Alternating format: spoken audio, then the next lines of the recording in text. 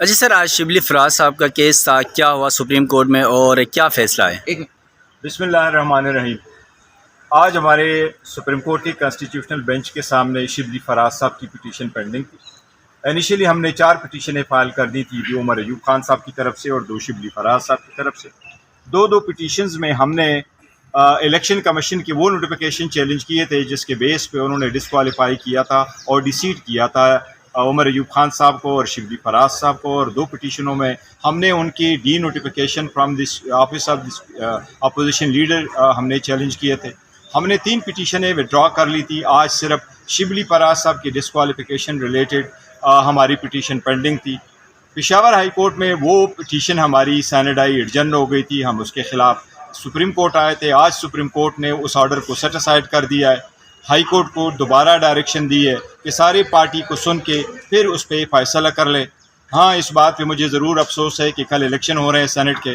ہم نے سینٹ کے الیکشن کے رکوانے کے لیے ہم نے اپلیکیشن بھی دی تھی، آج ہم نے استدعا بھی کی، لیکن بینچ کی جو آبزرویشن تھی یا بینچ کی طرف سے جو ڈیسائیڈ ہوا، انہوں نے کہا کہ ہم مزید کمپلیکیشنز میں نہیں جانا چاہتے ہیں۔ اس کے ساتھ جو نوٹیفیکیشن ہے اس کے ساتھ اور بھی بڑے سارے لوگوں کے ڈسکوالیفیکیشنز اٹیچڈ ہے، اس لیے فار دا ٹائم بینگ ہم الیکشن کو نہیں روکتے، لیکن ہم ہائی کورٹ کو ڈائریکشن دے دیتے ہیں کہ وہ ہائی کورٹ فیصلہ کرے۔ مجھے امید ہے انشاءاللہ تعالیٰ کہ ہائی کورٹ میں جب ہمارا کیس چلے گا ہمیں ریلیف ملے گا۔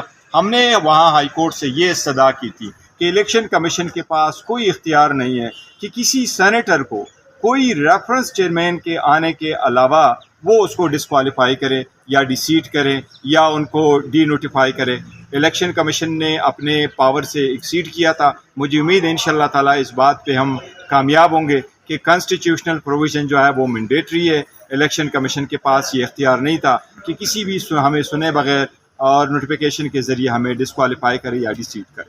گور صاحب، آپ کے پاس آج کا وقت تو ایٹ لیسٹ ہے، آپ پشاور ہائی کورٹ سے رجوع کر کے اسٹے کی لیے ایک کوشش کر سکتے ہیں، نہیں کیا دیکھیں، آپ اس کو اویل کریں گے؟ ہائی کورٹ میں ہمارے پاس اسٹے ضرور تھا اور انہوں نے لکھا تھا، لیکن اس کے بعد جو سبسیکوینٹ ایونٹ ہوئے ہے کہ یہ پٹیشن جو ہمارا فیصلہ ہوا تھا اس کے بعد شیڈول آیا تھا اور شیڈول 2 تاریخ کو ایشو ہوا تھا جس میں کل کے الیکشن ہونے ہیں۔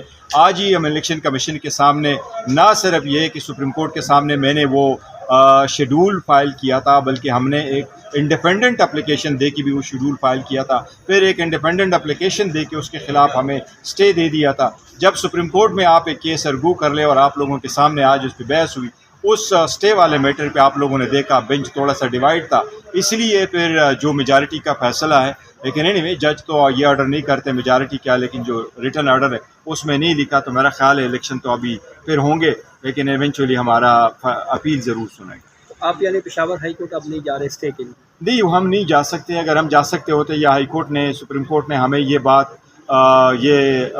ٹائم دے دیا ہوتا تو پھر ہم آتے۔ دیکھو، ہم اس آرڈر کے خلاف 1 اکتوبر کا آرڈر آیا، 2 اکتوبر کو شیڈول ایشو ہوا، ہمیں سرٹیفائڈ کاپی 3 تاریخ کو ملی اور 4 تاریخ کو 36 کتابوں کے ساتھ میں سپریم کورٹ آیا اور میں نے ساری پٹیشنیں فائل کی۔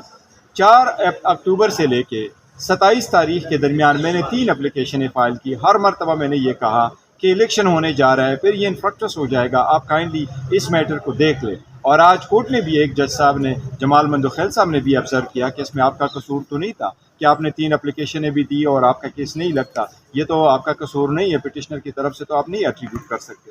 But this is how the judicial system works, تبھی لوگوں کو گریونس۔